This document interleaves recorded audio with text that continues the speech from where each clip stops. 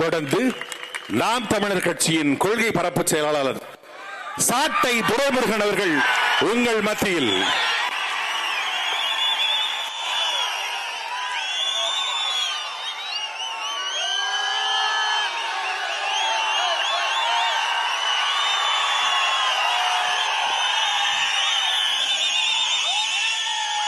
நாம் தமிழர் கட்சியின் சுற்றுச்சூழல் பாசறை நடத்துகிற மலைகளின் மாநாட்டில் வாழுகின்ற பூமியே வணங்குகின்ற சாமி என்று மலைகளை காப்பாற்ற வந்திருக்கிற தமிழினத்தினுடைய கருப்பசாமி எங்களுடைய அண்ணன் சீமான் உள்ளிட்ட அனைவருக்கும் அன்பு வணக்கம். தமிழர்களுடைய வரலாற்றுக்கும் திராவிடருடைய வரலாற்றுக்கும் என்ன வித்தியாசம் என்று பார்க்கிற பொழுது கல்வெட்டுகளை பார்த்தால் தமிழர்களுடைய வரலாறு தெரியும். இந்த கல்லை வெட்டியதை பார்த்தால் திருட்டு திராவிடருடைய வரலாறு தெரியும்.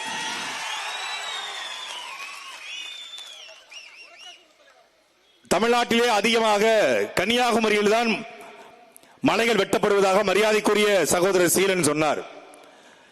திருநெல்வேலிக்காரங்களும் அதான் சொல்றாங்க, தென்காசிக்காரங்களும் அதான் சொல்றாங்க, மதுரைக்கு போனாலும் அதான் சொல்றாங்க, தர்மபுரியில கேட்டா தம்பிமார்களும் அதான் சொல்றாங்க. தமிழ்நாட்டிலே அதிகமாக கனிம வளங்கள் வெட்டப்படுகிற மாவட்டம் தர்மபுரி என்று. அப்பதான் தெரியுது 38 மாவட்டத்திலையும் இது அதிகமாக வெட்டப்படுகிறது. ஏன் வெட்டுறான் அப்படின்னு கேள்வி இருக்குல்ல. நம்மை பல மன்னர்கள் ஆண்டிருக்கான், பல படையெடுப்புகள் நிகழ்ந்திருக்கிறது. அரபியர்கள் ஆண்டார்கள், மராட்டிய மன்னர்கள் ஆண்டார்கள், தெலுங்கர்கள் ஆண்டார்கள், 350 ஆண்டு காலம் வெள்ளைக்காரர்கள் ஆண்டார்கள். வெள்ளக்காரன் 350 ஆண்டுகள் ஆண்டு வெட்டப்படாத மலைகளை 50 ஆண்டுகளில் இந்த திராவிட கொள்ளைக்காரர்கள் அள்ளிட்டு போயிட்டான். நீங்க கண்ணை திறந்து பாருங்க. 1500 கிலோமீட்டர் இருக்கிற மேற்கு தொடர்ச்சி மலை கிட்டத்தட்ட 500 கிலோமீட்டர் தமிழ்நாட்டிலே இருக்கிறது. அரபிக்கடலுக்கு இணையாக மேற்கு தொடர்ச்சி மலை இருக்கிறது. இதை கேட்டதற்குத்தான் என் மீது வழக்கு, இதை கேட்டதற்குத்தான் என் மீது குண்டர் சட்டம். அந்த பக்கம் கேரளா, இந்த பக்கம் தமிழ்நாடு, நடுவுல மலை. இதான் மேற்கு தொடர்ச்சி மலை, நல்லா பாத்துக்கோங்க. இதுதான் மேற்கு தொடர்ச்சி மலை. இந்த பக்கம் கேரளா, இந்த பக்கம் தமிழ்நாடு. இந்த பக்கம் வெட்டப்படாத மலை இந்த பக்கம் ஏன் வெட்டப்படுது? ஏன்னா ஏன்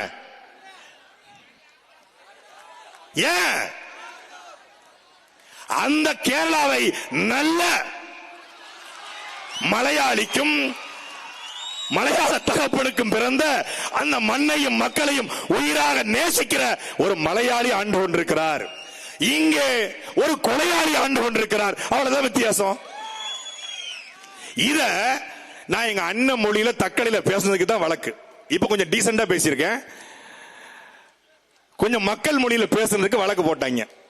வழக்கு போட்டு 5 வருஷம் ஆச்சு. நானும் குண்ட சட்டத்தில் வெளியே வந்து 4 வருஷம் ஆச்சு. மலைகள் வெட்டுறது நின்றுச்சா? கன்னியாகுமரியிலிருந்து ஒரு நாளைக்கு 1500 லாரிகள் செல்கிறது.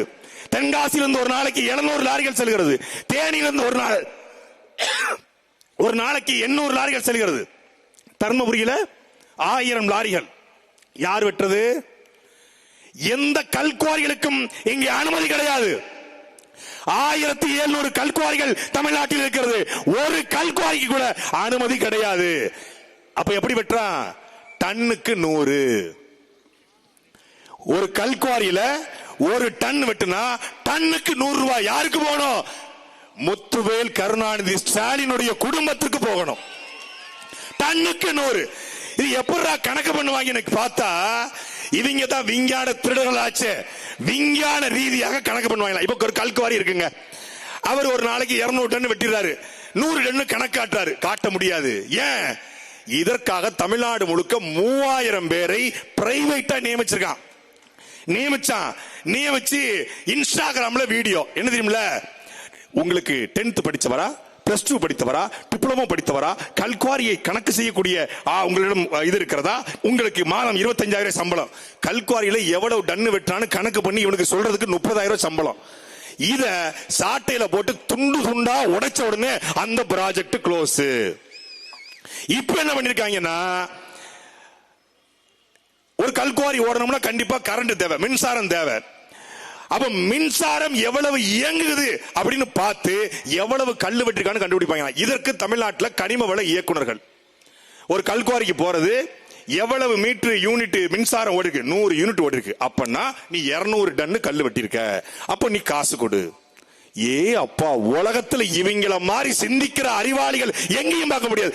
திருடுவதுல மின்சாரத்தை கணக்கு பண்ணி டன்னுக்கு 100 வாங்குறான். இப்படி இந்த தேர்தலுக்குள்ள 2000 கோடி வசூல் பண்ண வேண்டும் என்று யார்ட்ட ஒப்படைச்சிருக்காங்க? திரிசங்கு அப்படின்னு ஒரு நபர்ட்ட ஒப்படைச்சிருக்காங்க. திரிசங்கு வட மாவட்டம். தென் மாவட்டம் யாரு? ஏற்கனவே கடந்த 10 ஆண்டு காலமாக ஒட்டுமொத்த கனிம வளத்தையும் கொள்ளையடித்த, அன்னைக்கு ஆத்துக்கு நடுவே அணையை கட்டினான் என் பாட்டன் கரிகாலன். இன்னைக்கு தமிழ்நாட்டுடைய அத்தனை மலைகளையும் உடைச்சுக்கான் இந்த திருட்டு கனிம வள கொள்ளையன் கரிகாலன். கரிகாலன், திரிசங்கு, இந்த 2 பேருக்கு மேல யாரு? சேகர் ரெட்டி. அவன் மண்ட மாதிரியே தமிழ்நாட்டை மாத்திர முடிவு பண்ணிட்டான். ஏற்கனவே ஆந்திராவை மாத்தியாச்சு, மண்ட மாதிரியே தமிழ்நாடு மொட்டையாயிருச்சு. இப்ப மொத்த மலையும் காலி. இந்த ஏப்ரலுக்குள்ள 2000 கோடி கல்குவாரியில சம்பாதிக்கணும் முடிவு பண்ண தமிழ்நாட்டில் மயிலாடா மிஞ்சும், மயிலா மிஞ்சும். அதை தடுக்கத்தான் நாங்க போராடுறோம். இதுல ஒரு கூட்டம் மரத்தை கட்டி பிடிச்சா, உங்க அண்ணன் மலையை கட்டி பிடிக்கிறாரு, நாங்க ஒண்ணு நடிகையில கட்டி பிடிச்ச தலைவராங்களா? மரத்தையும் மலையும் தான் கட்டி பிடிக்கிறோம். பிறப்புக்கும் எல்லா உயிருக்கும் சொன்ன கோட்பாட்டை நாங்கள் தூக்கிட்டு வந்திருக்கோம் சொல்றல, அதைத்தான் நாங்க சொல்றோம். இந்த மலைகளை காப்பாற்றுவது என்பது காட்டு இருக்கக்கூடிய புலிகளையும் சிறுத்தைகளையும் யானைகளையும் மான்களையும் மான்களையும் காட்டுக்கூடிய மயில்களையும் காட்டுக்கூடிய வண்ணத்து பூச்சிகளையும் காட்டுக்கூடிய அணில்களுக்கும் சேர்த்து தாண்டா நாங்க அரசியல் பண்றோம். அதையும் காப்பாற்றணும் எங்க அண்ணன் தான் வரணும். ஒரு திருட்டு கூட்டம் விஞ்ஞான ரீதியாக திருடுகிறது என்பதை சொல்வதற்குத்தான் உங்கள் பிள்ளைகள். இதை பேசலாம். இதை இந்தியாவில் யார் பேசுவா? இதை பேசினால் ஆட்சி வர முடியுமா? இதை பேசினால் தேர்தலில் வெல்ல முடியுமா? வளங்களை பேசினால், மலைகளை பேசினால் அதிகாரத்தை பிடிக்க முடியுமா என்று கேட்கிறான். டேய், தமிழ்நாட்டுக்குள்ள மட்டுமே தெரியாதீங்கடா. அடுத்த படம் என்ன வரும்னு பார்க்காதீங்கடா. 2026 தேர்தல் நோக்கி தெரியாதீங்கடா. கொஞ்சம் கூகுள சர்ச் பண்ணி பாருங்கடா. கூகுள தென் மத்திய அமெரிக்காவில் ஒரு நாடு இருக்கிறது. மத்திய அமெரிக்காவில் 2015 வரைக்கும் ஒட்டுமொத்தமான உலகத்திலேயே அதிக கொலைகள் நடந்த நாடு. அந்த நாட்டுக்கு செல்வதற்கு ஒருத்தரும் கூட துணிய மாட்டான். வட அமெரிக்கா சொல்லிருச்சு, நாட்டுக்கு போகாத, உனக்கு பாஸ்போர்ட் கிடையாது, விசா கிடையாதுன்னு. கனடா சொல்லிருச்சு, அந்த நாட்டுக்கு செல்லாதே என்று. மத்திய அமெரிக்காவில் இருக்கக்கூடிய எல் சால்வடார் என்கிற நாடு 2015 நடக்கிற ஒரு நகராட்சி தேர்தலில் யார் போட்டிடுறா? ஒரு இயக்குனர் போட்டி போடுறான். போட்டி போட்டு மேயர் தேர்தலில் நகராட்சி மேயர் ஆயிடுறான். மேயர் ஆன உடனே அவன் அதுக்கப்புறம் தான் சுயேட்சை ஒரு கட்சி ஆரம்பிக்கிறான். கட்சி ஆரம்பிச்சு அங்க ஏற்கனவே ஆண்டு கொண்டு இருக்கிற கட்சியில போய் கூட்டணி வைக்கலாம்னு பேசுறான். ஐயா, நம்ம வந்த உடனே இந்த கொள்ளக்கார கும்பலெல்லாம் பிடிச்சு உள்ள போட்டுட்டு நாம அதிகாரத்தை கைப்பற்றலாம்னு சொல்றான். இல்ல, வாய்ப்பே இல்ல. இந்த நாட்டை நடத்துவதே கொள்ளக்காரன் தான், கொலகாரன் தான். அவனை கைது பண்ணு சொன்னா ஒருத்தன் கூட ஓட்டு போட மாட்டான்னு சொல்றான். ஆனாலும் தொடர்ச்சியா பரப்புரை செய்யறான். நான் வந்தால் என் வளங்களை காப்பேன், நான் வந்தால் இந்த கொள்ளக்கார கும்பலை சிறைப்படுத்துவேன் என்று பேசுகிறான். 2019 தேர்தல் 51 விழுக்காடு வாங்கி நாட்டினுடைய அதிகாரத்தை கைப்பற்றுகிறான். 6 மாதம் என்ன பண்றானே தெரியல. ஒரே விமர்சனம் யூடியூப்ல, அங்க இருக்கக்கூடிய பேஸ்புக்ல, சோசியல் மீடியா திட்டம். என்னடா ஆட்சிக்கு வந்த 6 மாசம் சைலண்டா இருக்குன்னு. அந்த 6 மாசத்துல நாட்டினுடைய தலைநகர்ல இருந்து 80 கிலோமீட்டர்ல வட மத்திய அமெரிக்காவிலே மிகப்பெரிய சிறைச்சாலையை, 80,000 பேர் இருக்கக்கூடிய சிறைச்சாலையை கட்டி முடிக்கிறான். அந்த சிறைச்சாலையில தொலைபேசி கிடையாது, சிறைச்சாலைக்கு மனு கிடையாது, இணையதள வசதி கிடையாது, வைஃபை கிடையாது, சேட்டலைட்ல கூட அந்த சிறைச்சாலையை கண்டுபிடிக்க முடியாத அளவுக்கு கட்டி முடிக்கிறான். கட்டி முடிச்சு ஒரு நாள்ல உத்தரவு, நாட்டில் கூடிய அத்தனை கொள்ளக்காரையும் பிடிச்சு ஜெயில போடுறான். 80,000 பேர் கைது செய்யப்படுறான். அத்தனை பேரும் செந்தில் பாலாஜி, வேலு, உதயநிதி ஸ்டாலின், பல பெரிய கருப்பன்கள் எல்லாம் உள்ள போறாங்க. மலமுழங்கி மகாதேவன்கள் உள்ள போறாங்க. அங்க கலவரம் அடிக்கிறான். ஒண்ணு பண்ணல, சொல்றான் இதுவரைக்கும் கொள்ளையடிச்சத கொள்ளையடிச்சிட்ட, என் நாட்டினுடைய வளங்கள் என் மக்களுக்கு சொந்தம் என்று அறிக்கைப்படுறான். அந்த வளங்களை வைத்து 2019 அதிகாரத்துக்கு வந்தவன் மீண்டும் 2024 தேர்தல் 78 விழுக்காடு வாக்குகளை பெற்று மீண்டும் அதிபராக மாறியிருக்கிறார். நயீப் புக்கால் என்கிற 42 வயது இளைஞர். ஒரு திரைப்படத்தில் இயக்குநராக இருந்த நயீப் புக்காலே அங்கே ஆட்சி அதிகாரத்தை பிடிக்க முடியும் என்றால், அதே போல கருத்திலே முன்வைக்கிற எங்களுடைய அண்ணன் செந்தமிழன் சீமான் இந்த நாட்டை ஆள முடியாதா என்பதை அவன் மட்டுமல்ல, மேற்கு அமெரிக்கா கூகுள்ல போய் சர்ச் பண்ணி பாரு, குட்டி குஞ்சான் அனில் குஞ்சிஸ், கொஞ்சம் கூகுள்ல போய் சர்ச் பண்ணி பாரு, சர்ச் பண்ணி பாரு. ஆப்பிரிக்காவினுடைய சீமான் என்று இணையதளத்திலே நீ தேடி பாரு. இப்ராஹிம் ட்ரோடே, புர்கினோ பாசோ என்கிற ஒரு நாடு, இதே போலதான். அங்க அவன் என்ன பண்ணானோ அதே மாதிரிதான். வைரம் கொட்டி கிடக்குது, வளங்கள் கொட்டி கிடக்கிறது. என்ன பண்றான் அமெரிக்கா, மேற்குலக நாடுகள் அதை சந்தை போல பயன்படுத்துகிறது. 2022 மிகப்பெரிய ராணுவ புரட்சி செய்த அதிகாரத்தை கைப்பற்றுகிறார் இப்ராஹிம் ட்ரோடே. வந்தவர் என்ன சொல்ற, டேய் என் வளங்கள் என் மக்களுக்கு சொன்ன அறிகிறான். ஒரே நாள் இன்னைக்கு கத்துறான், கதறான். ஐநா ஐயோ மனித உரிமை மீறல், ஐயோ இது பாசிசம், ஐயோ இது ராசிசம், போட என் வெங்காயம். நீ நினைச்சுக்கிட்டு இருக்க ஒரு கருத்த ஆளு ஏதோ டிஷர்ட்டை போட்டு பேசுறாரு, ஏதோ ஈழம் பிரபாகரன் பேசுறாரு, ஏதோ மலை மாடுன்னு பேசுறாரு, ஏதோ மரம்னு பேசுறாரு. நீ மேடையில பேசுற சீமான தானே பாத்திருக்க, நீ தனியா பேசுற சீமான பார்த்தது இல்லல. அவர் மண்டைக்குள்ள இருப்பதை மட்டும் இறக்கி வச்சா 6 மாசத்தில் ஒட்டுமொத்தமான உலகத்தினுடைய தலை சிறந்த மாநிலமாக தமிழ்நாடு இருக்கும். ஆனா நீ தப்பிச்சு நினைக்கிறத, அவர் ஏதோ உயிர் நயம் பேசுறாரு, பிறப்புக்கும் எல்லா உயிருக்கும் ரொம்ப மனிதநேயவாதி போல இருக்கு. ஒரு என்ன ஸ்டாலின் அப்பாங்கிறாரு, உதயநிதியை தம்பிங்கிறாரு, செந்தில் பாலாஜி தம்பிங்கிறாரு, விஜய தம்பிங்கிறாரு. டேய், தப்பு பண்ணவை எவ்வளவு பெரிய கொம்பனா இருந்தாலும் அண்ணன் சீமான் ஆட்சிக்கு வந்தா வீரப்ப என்ன பண்ணாரோ அதுதான்டா நடக்கும், அதான் நடக்கும். நீ எழுதி வச்சுக்கோ, ஒரு பய தப்பிக்க முடியாது. நீ 10,000 கோடி கரிகாலம் சேர்த்து வச்சுக்கோ, சேகர் ரெட்டி 1 லட்சம் கோடி சேர்த்து வச்சுக்கோ, வர்றோம்டா தூக்குறோம்டா உங்களை. ஒரு பய இங்க தப்பிக்க முடியாது. எங்க அக்கா கூட சொன்னாங்க, கனிம வளத்தை கொள்ளையடித்தவன் எவ்வளவு பெரிய கொம்பனாக இருந்தாலும் இதே தர்மபுரியில அந்த அதியமான் ஔவையாருக்கு கொடுக்குறாங்கல்ல, அதே இடத்துல உனக்கு ஒரு தட்டை கொடுத்து உட்கார வச்சிருவோம். யாரா பிச்சை எடுறா. எங்க அண்ணன் சும்மா மேடையில ஏதோ அவர் புலித்தேவன் மருதுவாண்டி தீரன் சின்னவளன் பேசாரு, மேடையில பாரி வள்ளல் அதிகமான பேச நினைக்கிறீங்க. நேத்து இந்த வாகனம் இந்த நுழைந்த உடனே சொன்னாரு, டேய் இந்த நாட்டுக்கு பொழைக்க வந்தவன் இந்த நாட்டுல ஏதோ பண்ணி நாட்டை சுரண்டி கொளுத்தவனுக்கெல்லாம் தமிழ்நாடு முழுக்க சிலை, ஆனால் என்னுடைய பாட்டன் அதிகமானுக்கு சிலைய பாடுறா என்று சொன்னாங்க. அண்ணன் வரம்டா தூக்கணும்டா. நீ சீமான சும்மா சாதாரண ஒரு கட்சி தலைவர் நினைச்சிடாத, இந்த இனத்தின் கடைசி நம்பிக்கை செந்தமிழன் சீமான். சொல்றான் சில பேர், தங்கத்தை விட்டுட்டோம், வைரத்தை விட்டுட்டோம், தங்கத்தை விட மாட்டேன். யாரு வைரம் யாரு தங்கம்?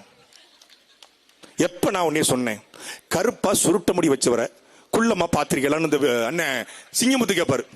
கருப்பா செகுப்பா கட்டையா சுருட்ட முடி வச்சுட்டு பாத்தீங்க, பார்க்கல தெரியாது, எவ்வளவு செலவு பண்ணோம்டா தெரியாதுன்னு சொல்லிட்டாங்கிற மாதிரி இவரை தங்கம்ங்கிறது.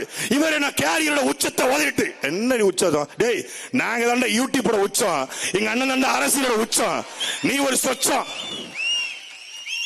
என்ன உச்சம்? ஒரு கேரளாவில் சேர்ந்த அண்ணன் பிரியதர்சன், ஒரு கேமராமேன் பிரியதர்சனுடைய மகள் கல்யாணி, அந்த பொண்ணு நடிச்ச படம் 450 கோடிக்கு ஓடி இருக்கு. அதாண்டா இன்னைக்கு தமிழ் சினிமா கேரளா சினிமாவோட உச்சம். கல்யாணி பிரியதர்சன் தாண்டா உச்சம், சும்மா உச்சம். பார்த்து எழுதி படிக்கும் போதே 1000 தப்பு. நாங்கள் நடைக்கு சாத்தியப்படுவதை செய்ய மாட்டோம். அது நடைக்கு சாத்தியம் ராஜா, நடைமுறைக்கு சாத்தியம். நடைக்கு சாத்தியமா? நடைக்கு கால் மட்டும் தான் சாத்தியம். நாமக்கல் வாயில வரல, நாமக்கல் பிற்படுத்தப்பட்ட என்ன பிற்படுத்தப்பட்டவா? எழுதி படிச்சு படிக்கும் போது 80 தவறுங்க. சென்னை மாகாணத்துக்கு சென்னை மகனம், சென்னை மகாணம் பாடிக்கப்பட்டுள்ளா பாதிக்கப்பட்டவருக்கு பாதிக்கப்பட்டனர். நாமக்கல்னாலே நமக்கு தெரியும், நாமக்கல்னாலே லாரிக்கு பாடி கட்டுறதுதான். சங்கரன் கோயில் நமக்கு தெரியும், பிரியாணி தான். கோயில் பட்டினா கடலை மிட்டாய் தான். சாத்தூர்னா சேவு தான். திண்டுக்கல்னா பூட்டு தான். மதுரைனா மல்லி தான். தகடூர்னா அதிகமான் தான். ஓசூர்னா பெங்களூர்னா பியர் தான். இது எல்லாருக்கும் தெரியாது பேரு. நாமக்கல்னா முட்டை தான். நீ கூமுட்டைங்கிறது உலகத்துக்கே தெரியும். நாமக்கல் முட்டை அது பேசுற நீ ஒரு கூமுட்டைன்னு உலகத்துக்கே தெரியும். நாமக்கல் முட்டைன்னு இவர் வந்து சொல்லுமா, இது ஒரு எக் சிட்டி, இது ஒரு டிரான்ஸ்போர்ட் ஹப். என்ன நீ அரசியல் பேச வந்தியா இல்ல எங்களுக்கு வந்து ஏபிசிடி சொல்லி கொடுக்க வந்தியா? உனக்கு தெரியாதுன்னா நீ வீட்டுல உட்காந்து பயிற்சி எடு. அதை எழுதி வச்சு படிச்சுக்கிட்டு அத நாங்க வந்து எங்களுடைய கொள்கை விளக்கங்களை எங்களுடைய தேர்தல் அறிக்கையில செல்வம், ஐயா செல்வம் முடியாது சொல்லுவோங்க. அப்பா எப்படி சிக்கிருக்கம் பாருங்க. நம்ம மறுபடியும் நீங்க தாவேக்காக்கு ஆட்சி அமைப்பீங்களா? மறுபடியுமா? ஏற்கனவே ஆட்சி அமைச்சிட்டாங்க கனவுல.